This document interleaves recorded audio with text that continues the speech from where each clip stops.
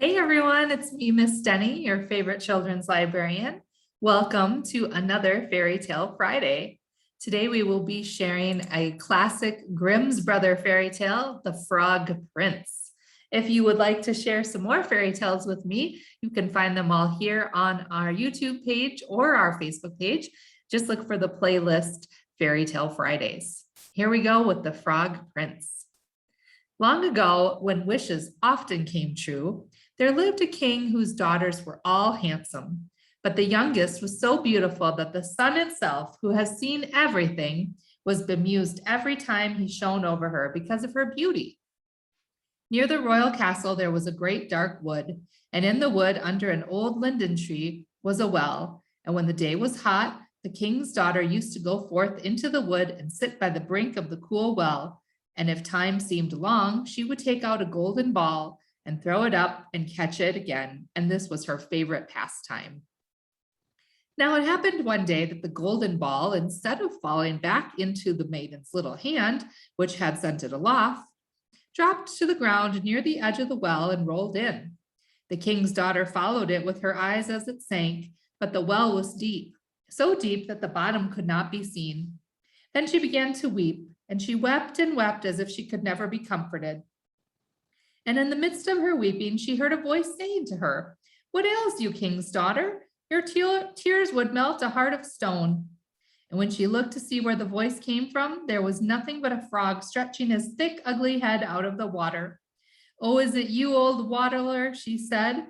"I weep because my golden ball has fallen into the well." "Never mind, do not weep," answered the frog. "I can help you. But what will you give me if I fetch up your ball again?" "Whatever you like, dear frog," said she. "Any of my clothes and my pearls and jewels, even the golden crown that I wear." "Your clothes, your pearls and jewels, and your golden crown are not for me," answered the frog. "But if you would love me and have me for your companion and playfellow, and let me sit by you at a table and eat from your plate, drink from your cup, and sleep in your little bed, if you would promise all this, then I would dive below the water and fetch your golden ball again." "Oh, yes," she answered, "I promise it all, whatever you want, if you will only get me my ball again." But she thought to herself, what nonsense he talks, as if he could do anything but sit in the water and croak with the other frogs, or could possibly be anyone's companion. But the frog, as soon as he heard her promise, drew his head under the water and sank down out of sight. But after a while, he came to the surface again with the ball in his mouth, and he threw it on the grass. The king's daughter was overjoyed to see her pretty plaything again, and she caught it up and ran off with it. "Stop, stop," cried the frog. "Take me up too. I cannot run as fast as you." But it was of no use, for croak, croak after her as he might, she would not listen to him, but made haste home, and very soon forgot all about the poor frog, who had to betake himself to his well again. The next day, when the king's daughter was sitting at table with the king and all the court and eating from her golden plate, there came something pitter-patter up the marble stairs. And then there came a knocking at the door and a voice crying, "Youngest king's daughter, let me in."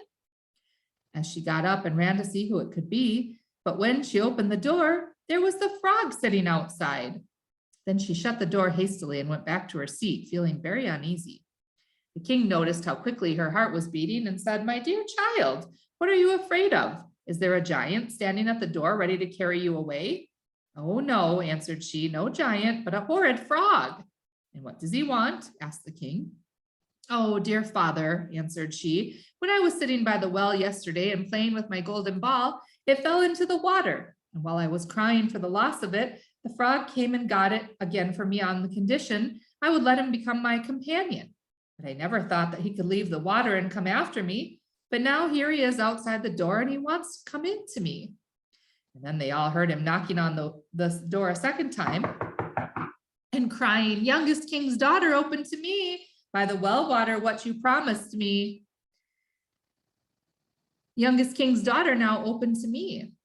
"That which thou hast promised must thou perform," said the king. "So now go and let him in." So she went and opened the door, and the frog hopped in, followed at her heels till she reached her chair. Then he stopped and cried, "Lift me up to sit by you." But she delayed doing so until the king ordered her. When once the frog was on the chair, he wanted to get on the table. And there he sat and said, "Now push your golden plate a little nearer so that we may eat together." And so she did, but everybody might see how unwilling she was, and the frog feasted heartily, but every morsel seemed to stick in her throat. "I have had enough now," said the frog at last, "and as I am tired, you must carry me to your room and make ready your silken bed, and we will lie down and go to sleep." Then the king's daughter began to weep and was afraid of the cold frog, that nothing would satisfy him, but he must sleep in her pretty clean bed. Now the king grew angry with her, saying, "That which thou hast promised in thy time of necessity must thou now perform." So she picked up the frog with her finger and thumb, carried him upstairs and put him in a corner. And when she had laid down to sleep, he came creeping up, saying, "I am tired and want to sleep as much as you. Take me up, or I will tell your father." Then she felt beside herself with rage, and picking him up, she threw him with all her strength against the wall, crying, "Now will you be quiet, you horrid frog?" But as he fell, he ceased to be a frog and became all at once a prince with beautiful, kind eyes. And it came to pass that with her father's consent, they became bride and bridegroom. And he told her how a wicked witch had bound him by her spells, and how no one but she alone could have released him, and that they two would go together to his father's kingdom.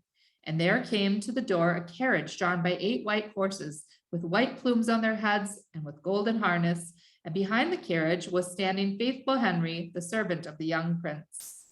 Now faithful Henry had suffered such care and pain when his master was turned into a frog, that he had been obliged to wear 3 iron bands over his heart to keep it from breaking with trouble and anxiety. When the carriage started to take the prince to his kingdom and faithful Henry helped them both in, he got up behind and was full of joy at his master's deliverance. When they had gone a part of the way, the prince heard a sound at the back of the carriage as if something had broken. And he turned round and cried, "Henry, the wheel must be breaking." But Henry answered, "The wheel does not break, 'tis the band round my heart, that to lessen its ache, when I grieved for your sake, I bound round my heart." And again, and yet once again, when there was the same sound, and the prince thought it must be the wheel breaking, but it was the breaking from the other bands of faithful Henry's heart, because he was so relieved and happy. And that is the end of the Frog Prince. Join me again next time for another Fairy Tale Friday. Thanks, friends. Take good care. Bye-bye.